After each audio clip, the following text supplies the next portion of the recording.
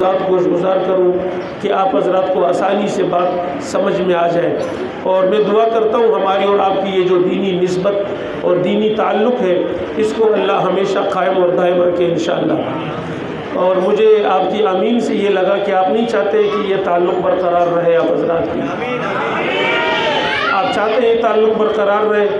بھائی دینی نسبت اور دینی تعلق ہے، جس وجہ سے میں یہاں آیا ہوں اور جس وجہ سے آپ بیٹھے، یقیناً ذاتی نہ کسی سے کوئی جان پہچان ہے، نہ کوئی لین دین کا معاملہ، کوئی دنیاوی معاملہ بیچ میں نہیں ہے۔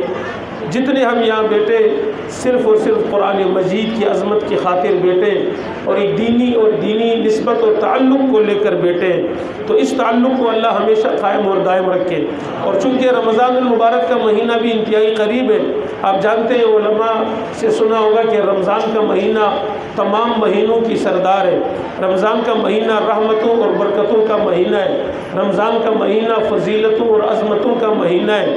رمضان کا مہینہ وہ مہینہ ہے کہ جس میں لیلۃ القدر جیسی رات پائی جاتی ہے، اس رات کی عبادت ہزار مہینوں سے افضل ہے۔ رمضان کا مہینہ وہ مہینہ ہے جس میں اللہ نے قرآن مجید کو نازل کیا ہے۔ رمضان کا مہینہ وہ مہینہ ہے، فرمایا کہ ہر عبادت کا اللہ نے پیمانہ مقرر کر دیا ہے۔ نماز پڑھو گے تو اتنا اجر، زکوٰۃ دو گے تو اتنا اجر، نوافل پڑھو گے تو اتنا اجر، قرآن پڑھو گے تو اتنا اجر۔ لیکن فرمایا روزے کا اللہ نے پیمانہ مقرر نہیں کیا، بلکہ اللہ نے کیا فرمایا کہ یہ روزہ میرے لیے ہے، میں اپنی شان کے مطابق اس کا اجر دوں گا۔ اپنی شان کے مطابق۔ اب آپ اندازہ لگاؤ اللہ کی شان کتنی عظیم ہے، تو اللہ پھر اس روزے کا اجر بھی کتنا دیں گے۔ تو یہ مہینہ تمام مہینوں کی سردار ہے اور رحمتوں اور برکتوں اور عظمتوں اور فضیلتوں اور بلندیوں والا مہینہ ہے۔ اس مہینے کے لیے حضور علیہ السلام جب رجب کے مہینے کا چاند دیکھتے تھے نا، تو آپ دعا فرماتے تھے یا اللہ رجب اور شعبان کا مہینہ ہمارے لیے بابرکت بنا اور رمضان کا مہینہ ہمیں نصیب فرما۔ تو ابھی چند دن باقی ہے، جتنے احباب یہاں بیٹھے یا اسپیکر کے ذریعے گھروں میں میری مائی بہنیں میری آواز سن رہی ہے، یہ دعا کرے اللہ سے، اللہ اتنی عمر آپ نے دے دی، یہ رمضان کا مہینہ بھی ہمیں نصیب فرما، اور بار بار صحت کی تندرستی اور ایمان کی سلامتی کے ساتھ اللہ یہ مہینہ ہمیں نصیب فرما۔ یہ رمضان کا مہینہ جسے مل جائے فرمایا وہ بڑا خوش نصیب ہے۔ تو ہم نے اس مہینے کی تیاری بھی کرنی ہے، اس کا استقبال بھی کرنا ہے۔ آپ جانتے ہیں کہ مہینہ رمضان کا سال میں ایک بار آتا ہے، اور یہ ایک مہمان ہے۔ جب آپ کے گھر میں لاہور سے مہمان آ رہا ہو اور وہ آپ کو اطلاع کر دے کہ میں فلاں تاریخ کو آ رہا ہوں، تو آپ اس مہمان کے لیے کتنی تیاری کرتے ہیں۔ آپ گھر کو صاف کرتے ہیں، گھر کو سجاتے ہیں، پردے وغیرہ دھلواتے ہیں، صوفوں کے کور دھلواتے ہیں، اور جناب یہ سارے معاملات، اور گھر میں اس مہمان کے استقبال کے لیے کھانے پینے کے لیے بہترین سے بہترین اشیاء لا کر اس کے سامنے رکھتے ہیں، اور بڑی اس کی خدمت کرتے ہیں، اور بڑی اس کی خاطر تواضع کرتے ہیں کہ بھائی یہ لاہور سے چل کے آئے اور بڑا قیمتی مہمان ہے۔ اور مہمان جب ایسا ہو کہ ساتھ کچھ لے کر آتا ہو تو اس مہمان کی ہم کتنا قدر و احترام کرتے ہیں۔ جب ہمیں پتہ ہونا کہ یار ہمارا فلاں مہمان جو آتا ہے ہر سال لاہور سے، وہ خالی ہاتھ نہیں آتا، وہ اسلام آباد سے آتا ہے تو خالی ہاتھ نہیں آتا، وہ بچوں کے لیے کپڑے بھی لاتا ہے، سوٹ بھی لاتا ہے، تحفے تحائف بھی لاتا ہے، تو اس مہمان کی تو ہم اور زیادہ خاطر تواضع کرتے ہیں۔ اگر وہ جہاز سے آ رہا ہے تو ایئرپورٹ جاتے ہیں اسے لینے کے لیے، ٹرین سے آ رہے تو کینٹ اسٹیشن جاتے ہیں اور اس مہمان کے ساتھ بہت آؤبگت کرتے ہیں۔ بھائی چند دن کا مہمان ہے اور تحفے تحائف لے کر آیا ہے، اس کی شان کے مطابق اس کی خدمت ہونی چاہیے، اس کا استقبال ہونا چاہیے۔ یہ دنیا کا ایک معمول ہے، ہم کرتے ہیں، لیکن آپ یہ سوچو کہ رمضان کا مہینہ بھی ایک مہمان ہے، اور یہ اللہ کا مہمان ہے اور ہمارے پاس آ رہا ہے، اور یہ خالی ہاتھ بھی نہیں آ رہا، یہ روزے جیسی عبادت ساتھ لے کر آ رہا ہے۔ فرمایا روزے دار کی منہ کی بدبو اللہ کو مشک و عنبر سے زیادہ محبوب ہے۔ یہ خالی ہاتھ نہیں آ رہا، یہ تراویح جیسی عبادت لے کر آ رہا ہے، یہ خالی ہاتھ نہیں آ رہا، یہ سحری جیسی عبادت ساتھ لے کے آ رہا ہے۔ یہ افطاری جیسی عبادت ساتھ لے کر آ رہا ہے، یہ اور بہت ساری رحمتیں اور برکتیں اور فضیلتیں یہ لا رہا ہے اپنے ساتھ ایمان والوں کے لیے۔ تو بتاؤ اس رمضان کے مہینے کا استقبال ہونا چاہیے نہیں ہونا چاہیے؟ بولو یار سارے میرے بھائی، ہونا چاہیے استقبال۔ اس کا استقبال یوں نہیں ہوگا کہ آپ ایئرپورٹ جائیں یا کینٹ چلے جائیں، نا، آپ اپنے گھر میں رہیں، آپ اپنے محلے میں رہیں، اپنے محلے کی مسجد میں رہیں، استقبال اس انداز میں کریں کہ آپ نے پہلے سے رمضان المبارک کے لیے اپنے معمولات طے کرنی ہے اور کوشش کرنی ہے کہ رمضان کا زیادہ سے زیادہ وقت میں نے مسجد میں اور عبادت میں گزارنی ہے۔ آپ یہ تیاری کریں کہ اس رمضان کے مہینے میں نے جھوٹ نہیں بولنا، آپ یہ عہد کریں اس رمضان کے مہینے میں نے کسی کو گالی نہیں دینی، آپ یہ عہد کریں رمضان کے انشاءاللہ جتنے روزے ہمیں ملیں گے ہم سارے روزے رکھیں گے اور انتہائی اہتمام کے ساتھ رکھیں گے، اور یہ عہد کریں کہ روزہ رکھ کر ہم ناپ تول میں کمی نہیں کریں گے، اور روزہ رکھ کر ہم جھوٹ نہیں بولیں گے، روزہ رکھ کر ہم مسلمان بھائی کی غیبت نہیں کریں گے، روزہ رکھ کر ہم آنکھوں کو غلط استعمال نہیں کریں گے، روزہ رکھ کر ہم گانے نہیں سنیں گے، روزہ رکھ کر ہم جناب ناپ تول میں کمی اور جھوٹ اور حسد اور کینہ اور بغض اور ان ساری بیماریوں سے اپنے آپ کو پاک کریں گے انشاءاللہ بھائی۔ یہ عہد کریں کہ اس دفعہ جب رمضان کا مہینہ آئے تو ہم بالکل اس کے لیے روحانی طور پر اور ذہنی طور پر ہم اس کے لیے تیار ہو، اور ہم نے یہ عہد کرنا ہے کہ ہم نے رمضان کا استقبال اس انداز میں کرنا ہے کہ ہم نے یہ عہد کرے کہ ایک بھی تراویح ہم نہیں چھوڑیں گے۔ بولو یار سارے، یہ بات لوگوں کو پسند نہیں آئی زیادہ، ہاں یہ باقی سحری اور افطاری کی باتیں تو سب کو ماشاءاللہ سمجھ آ گئی اور سب بڑے کھلکھلائے بھی اور خوش بھی ہوئے، لیکن تراویح کی بات سب لوگوں کو پسند نہیں آئی۔ کون کون تراویح نہیں پڑھیں گے ذرا آپ کھڑے کریں؟ اچھا پڑھیں گے کون کون؟ سارے پڑھیں گے انشاءاللہ۔ تراویح ہم نے پڑھنی ہے، روزے انشاءاللہ رکھنے، اور سب سے اہم بات ہم نے اس مہینے میں قرآن سے اپنے تعلق کو جوڑنا ہے بھائی، ٹھیک ہے انشاءاللہ؟ قرآن سے، قرآن کے 3 حقوق ہیں ہم پر، ایمان والوں پر جو قرآن کو مانتے ہیں نا، 3 حقوق علماء نے لکھے۔ پہلا حق قرآن کا یہ ہے کہ قرآن کی عظمت کو اپنے دل میں بٹھاؤ۔ قرآن کی عظمت، قرآن کی شان کتنی عظیم ہے، فرمایا یہ کوئی معمولی کتاب نہیں ہے، توجہ میری طرف رہے بھائی، یہ کوئی معمولی کتاب نہیں ہے، یہ اللہ کا کلام ہے۔ کس کا کلام ہے؟ اللہ کا کلام ہے بھائی۔ اگر میرے اور آپ کے مسجد کے امام 2 باتیں کرے تو ہم بڑے احترام سے سنتے ہیں، یار مسجد کے امام نے یہ کہا۔ ہمارا استاد ہمیں کوئی نصیحت کرے تو ہم کہتے ہیں یار یہ ہمارے فلاں استاد کی باتیں ہیں، فلاں استاد کے قول ہے۔ ہمارا کسی سے نسبت اور تعلق ہو، کسی پیر سے، کسی مرشد سے، تو ہم بڑے اہتمام سے اس کی باتوں کو سنتے ہیں، نوٹ کرتے ہیں اور لوگوں کو بتاتے ہیں کہ بھائی یہ میرے پیر کے اقوال ہے، یہ میرے استاد کے اقوال ہے۔ اور قرآن مجید کسی پیر کا قول نہیں، کسی استاد کا کلام نہیں، کسی وقت کے ولی، قطب، غوث، ابدال اور مجدد اور محدث اور مفسر کا کلام نہیں، قرآن اللہ کا کلام ہے۔ کس کا کلام ہے؟ اللہ کا، جو اس پورے کائنات کے خالق اور مالک ہے، جو اس پورے کائنات کو بنانے والے اور اس کے نظام کو چلانے والے۔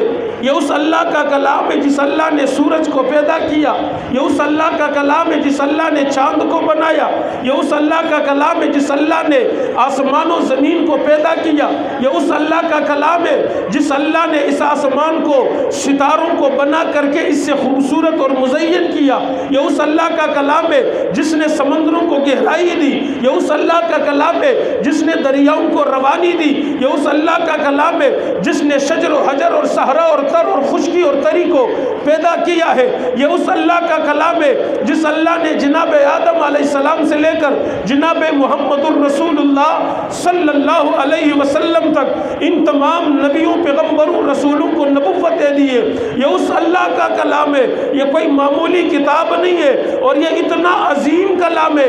فرمایا لا ریب فی، یہ وہ کلام ہے جس میں ذرہ بر شک نہیں ہے، ذرہ بر شک، ریب، شک اور گنجائش، شک کی قطن کوئی گنجائش نہیں ہے۔ میرے اور آپ کے کلام میں شک ہو سکتا ہے، پتہ نہیں سچ ہے جھوٹ ہے، استاد اور دنیا کے بڑے سے بڑے آدمی کے کلام میں تردد ہو سکتا ہے کہ پتہ نہیں بات صحیح کہہ رہا ہے کہ غلط، نہ اللہ کے کلام میں فرمایا سب سے پہلی آیت ذالک الکتاب لا ریب فی، لا ریب، اس میں کوئی شک نہیں ہے، اس میں یہ ہر قسم کے عیوب سے پاک ہے، یہ ہر قسم کے شک سے پاک ہے، ہر قسم کے ریب سے پاک ہے۔ فرمایا اس قرآن کی عظمت کو اپنے سینے میں بٹھانا یہ قرآن کا پہلا حق ہے، اس کی عظمت کو دل میں بٹھانا کہ یہ وہ کلام ہے جو اللہ کا کلام ہے، جو اللہ میں سے نکلا ہے اور جو جبریل امین کے ذریعے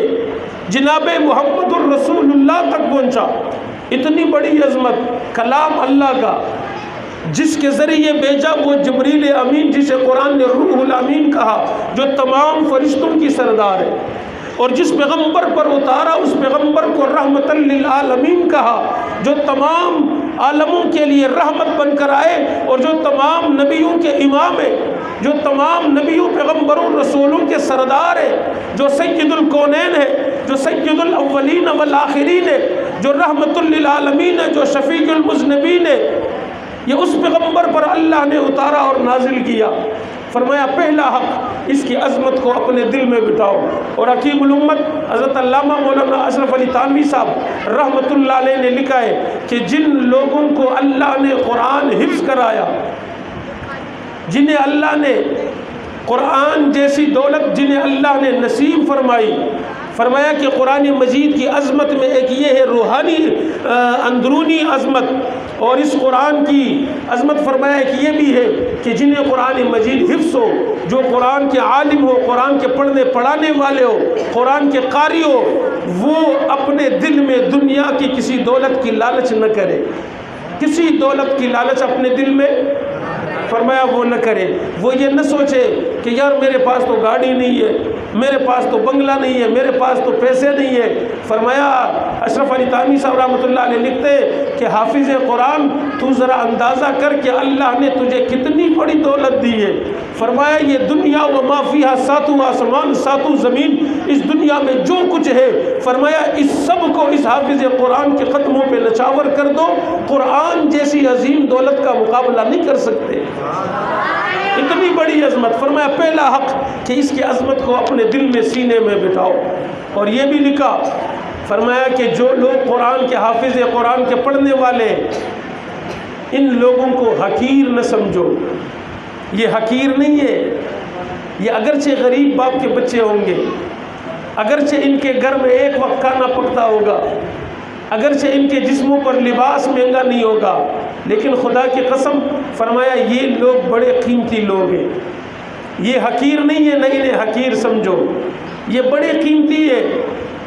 یہ ہمارے وہ پشتوں کے ایک بہت بڑے عالم ہیں مولانا بجلی گر صاحب، بہت سے لوگ اسے جانتے بھی، اکثر پشتوں میں وہ تقریریں کرتے ہیں۔ وہ اس عنوان پہ ایک بات کرتے ہیں، وہ کہتے ہیں کہ آج کل کا ہمارا معاشرہ ایسا ہو گیا ہے، جو مدرسے کا طالب علم ہو نا، مسجد جا رہا ہو تو لوگ کہتے ہیں چھڑی مڑی ہے، چھڑی مڑی کہتے ہیں اسے، اور کوئی اسکول کالج کا جا رہا ہو نا، وہ پتلون اور سوٹ پہن کر کہتے ہیں اسٹوڈنٹس جا رہا ہے۔ تو اسے حقیر نہ سمجھو۔ فرمایا یہ بہت قیمتی لوگ ہیں، یہ قرآن کے پڑھنے والے ہیں، یہ قرآن اللہ کے کلام کو پڑھنے والے، بھائی اس رب کے کلام کو پڑھنے والے۔ اور دوسرا حق فرمایا، دوسرا حق یہ ہے کہ اس قرآن کی تلاوت کی جائے۔ اس قرآن کی، بولو یار، قرآن کی تلاوت ہر مسلمان پر ضروری ہے، ہر مسلمان پر، یہ قرآن کا حق ہے۔ فرمایا کم از کم دن میں ایک پارہ تو ضرور پڑھو، نہیں پڑھ سکتے آدھا پڑھو، ایک پاؤ پڑھو، ایک رکوع پڑھو، لیکن معمول بناؤ قرآن کی تلاوت کنٹینیو رہے، قرآن کی تلاوت روزانہ رہے۔ اپنے 24 گھنٹے کی زندگی کی جو معمولات ہیں نا، ان میں قرآن مجید کے لیے علیحدہ وقت مقرر کرو کہ اس وقت میں قرآن کی تلاوت کروں گا۔ اور جب ہم پڑھتے ہیں نا جناب محمد الرسول اللہ صلی اللہ علیہ وسلم کی حیات طیبہ، کہ جب آپ قرآن کی تلاوت کرتے تھے، اللہ اکبر، آج بھی جب ہم ریڈیو پر یا موبائل میں، آج کل تو موبائل کا دور ہے، حرم شریف کی تراویح جب سنتے ہیں نا، جب وہاں کے ائمہ قرآن پڑھتے تو بہت سے دنیا دار لوگوں کو اس تلاوت کو سننے پر میں نے جھومتے ہوئے دیکھا ہے۔ جب سدیس پڑھ رہا ہو، جب شوریم پڑھ رہا ہو، جب یہ دیگر حرم کے ائمہ پڑھ رہے ہو، تو یہ تو آج 1400 سال کے بعد پڑھ رہے ہیں، جب ان کی آواز میں اللہ نے اتنی تاثیر رکھی ہے کہ اس کا جناب ان کی تلاوت کو لوگ سنتے تو وہ جھوم جاتے۔ تو اندازہ لگاؤ کہ خود صاحب قرآن جناب محمد الرسول اللہ جب پڑھتے ہوں گے تو اس میں کتنا تاثیر ہوا ہوگا، کتنا اس میں مزہ ہوگا جب خود محمد الرسول اللہ پڑھتے ہوں گے۔ اس لیے علماء نے اس پر ایک علیحدہ بحث کی ہے کہ قرآن مجید ایک انقلابی تاثیر رکھتی ہے، قرآن کی تلاوت ایک انقلابی تاثیر رکھتی ہے۔ وقت چونکہ مختصر ہے، بہت سارے صحابہ ایسے ہیں جنہوں نے قرآن کو سنا تو وہ پیغمبر کے صحابی بن گئے، پیغمبر کے زبانی قرآن سننے کی وجہ سے۔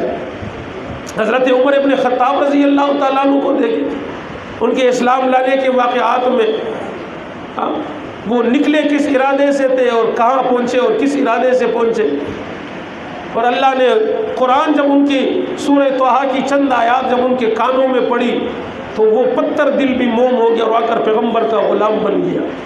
حضرت عثمان ابن مظعون رضی اللہ تعالیٰ عنہ، حضرت جبیر ابن عطام رضی اللہ تعالیٰ عنہ، اور اسی طرح حضرت طفیل ابن عمر دوسی، بہت سارے صحابہ ایسے جنہوں نے قرآن سنا تو وہ حضور کے ہو گئے، غلام بن کر آ گئے۔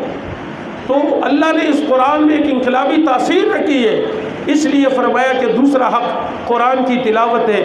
یہ دو حق میں نے بتائے، ایک قرآن کی عظمت کو اپنے دل میں بٹانا اور دوسرے قرآن کی تلاوت کرنا۔ کریں گے بھائی انشاءاللہ سارے آپ۔ رمضان کا مہینہ آگے آ رہا ہے، چونکہ رمضان کے مہینے میں لوگ زیادہ متوجہ ہوتے ہیں مسجد کی طرف، عبادت کی طرف، اور جناب عبادت کی زیادہ جو ہے وہ رغبت ہوتی ہے، تو اس لیے تمام عبادات کرے، ساتھ ساتھ میں قرآن کی تلاوت بھی کرے بھائی۔ کریں گے انشاءاللہ؟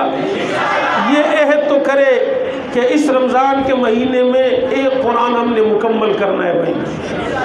جو کریں گے بھائی ماشاءاللہ 3 قرآن ایک آدمی نے کہا میں ختم کروں گا۔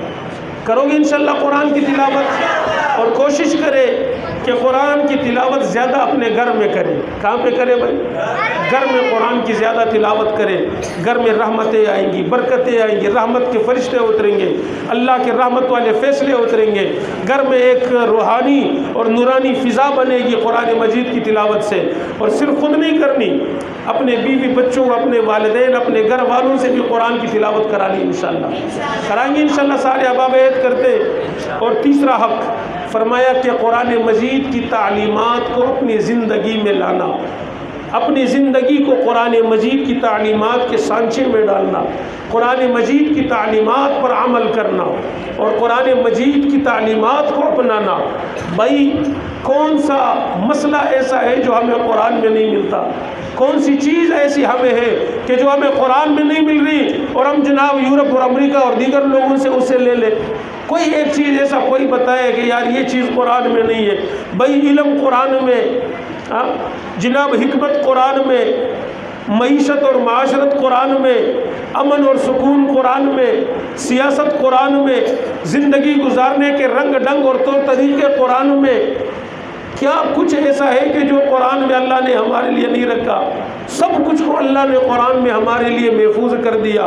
اس لیے فرمایا قرآن مجید کی تعلیمات کو اپنی زندگی پر لاگو کرو، حضور علیہ السلام کی تعلیمات کو اپنی زندگی پر لاگو کرو، اور جو بھی کام کرے پہلے پوچھے علماء سے کہ یہ شادی میں اس انداز سے کر رہا ہوں، اتنے فضول خرچیاں کر رہا ہوں، یہ کر رہا ہوں، آیا یہ میرے لیے جائز ہے؟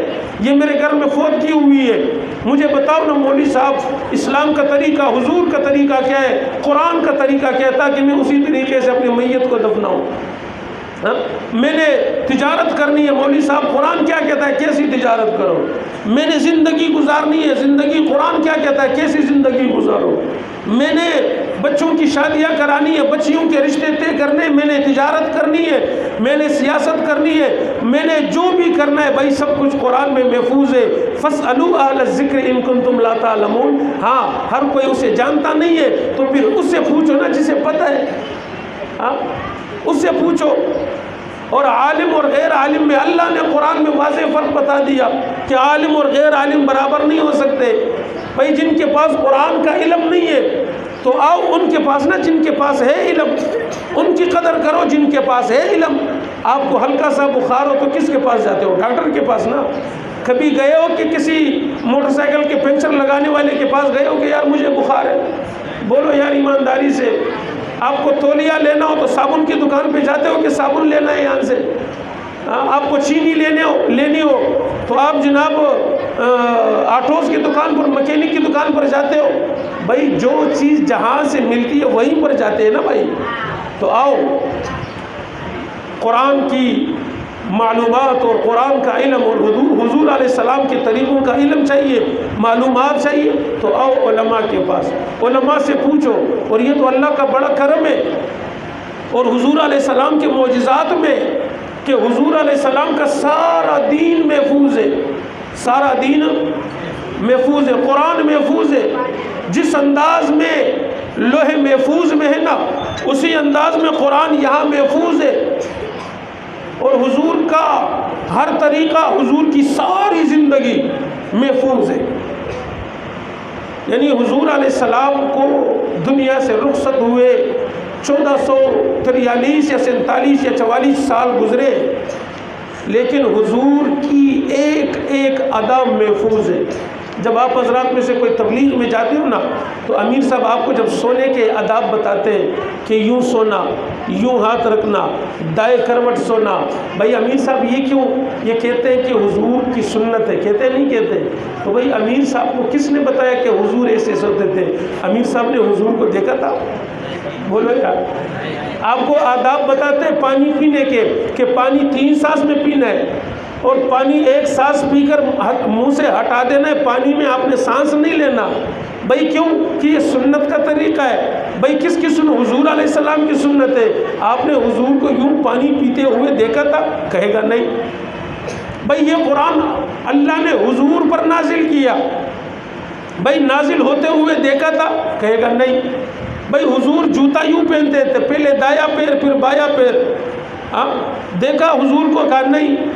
بھائی یہ مسجد سے باہر جانے کا طریقہ، یہ مسجد میں آنے کا طریقہ، یہ سارا دین حضور کا محفوظ ہے۔ نکاح یوں کرنی ہے، شادی ہو تو کیا کرنا ہے، غم ہو تو کیا کرنا ہے، بھائی کھانا کیسے کھانا ہے، پانی کیسے پینا ہے، جناب بچیوں کے شادی اور بچوں کی شادیاں کیسے کرنی ہے، زندگی کیسی گزارنی ہے، حضور کی سنت کے طریقے کیا کیا ہے، یہ سب کچھ محفوظ ہے۔ حتیٰ کہ حضور کا چہرہ کیسے تھا یہ بھی محفوظ ہے، حضور کی زلفیں کیسی تھی یہ بھی محفوظ ہے، حضور کے داڑھی میں کتنے بال سفید تھے یہ بھی کتابوں میں محفوظ ہے، حضور علیہ السلام کرتا کیسے پہنتے تھے یہ بھی محفوظ ہے، حضور مصافحہ کیسے فرماتے تھے یہ بھی محفوظ ہے، حضور کی مکی زندگی کیسے گزری یہ بھی محفوظ ہے، مدنی زندگی کیسے گزری یہ بھی محفوظ ہے، جب مکہ سے مدینہ جا رہے تھے ساتھ کون تھے یہ بھی محفوظ ہے، اور راستے میں کیا کیا واقعات پیش آئے یہ بھی محفوظ ہے، کہاں پر بیٹھ کر حضور نے بکری کا دودھ پیا یہ بھی محفوظ ہے، مدینہ پہنچ کر سب سے پہلے استقبال کس نے کیا یہ بھی محفوظ ہے، کس کے گھر میں حضور نے رہائش اختیار کی یہ بھی محفوظ ہے، کون سی اونٹنی پر حضور سوار تھے یہ بھی محفوظ ہے، حضور کے گھر میں برتن کون سے تھے اور کتنے تھے یہ بھی محفوظ ہے، حضور کے گھر میں بلیاں کتنی تھی یہ بھی محفوظ ہے، حضور کے زیر استعمال تلواریں کتنی تھی یہ بھی محفوظ ہے، حضور کے زیر استعمال کرتے کتنے تھے اور کیسے تھے